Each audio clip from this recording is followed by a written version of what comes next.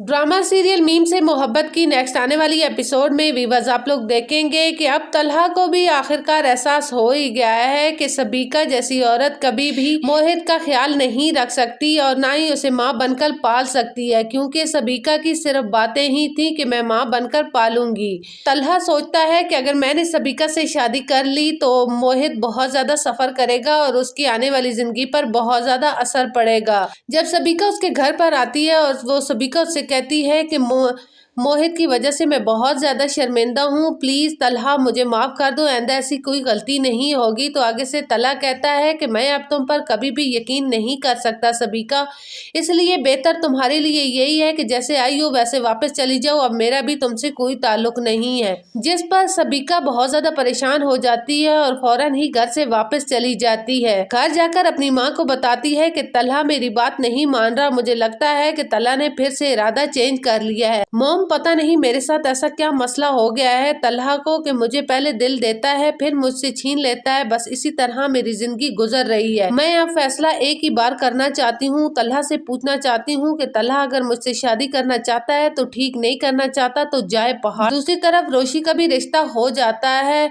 शारिक के साथ। जब शारिक को देखती है तो परेशान हो जाती है, लेकिन शारिक बहुत चालाक इंसान होता है, वो फौरन से वो वीडियो दिखा देता है जिस पर रोशी परेशान हो जाती है और कहती है कि अगर मैंने ये मंगनी से इनकार किया तो ये तो मुझे कहीं भी मुंह दिखाने के काबिल नहीं छोड़ेगा, इसलिए बेहतर है कि मुझे अब ये रिश्ता कबूल कर लेना चाहिए, जैसा भी है बस ठीक है। रोशी की माँ समझ जाती है कि रोशी सही अंदर से खुश नहीं है, कोई वजह जरूर है जिस पर रोशी इतना ज्यादा रिएक्ट कर रही है।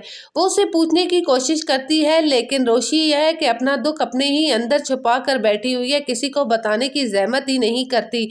आखिरकार अगर बता देती अपनी माँ को तो उसका भी हल हो जाता, इस तरह वो बदनाम होने से भी बच जाती, क्योंकि उसकी माँ बहुत समझदार औरत है। रोशी के रिश्ता हो जाने के बाद सब घर वाले बहुत ज्यादा खुश होते हैं, लेकिन एक बात पर बहुत ज्यादा हैरान होते हैं कि आखिर ऐसी कौन सी बात है जिससे रोशी परेशान है, उस तरह खुश नहीं नजर आ रही जिस तरह रोशी को खुश होना चाहिए।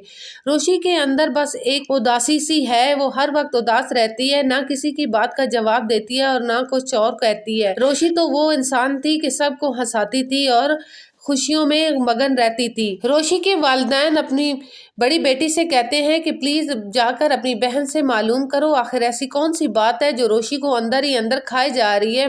रोशी की माँ कहती है कि मैं बहुत ज्यादा परेशान हूँ रोशी की वजह से, रोशी उस तरह खुश नजर नहीं आ रही, आखिर ऐसी कोई ना कोई बात जरूर है जिस पर रोशी इतना ज्यादा टेंस हुई है। मैं चाहती हूँ कि मेरी बेटी किसी टेंशन या किसी प्रेशर की वजह से ना ये रिश्ता कबूल करे।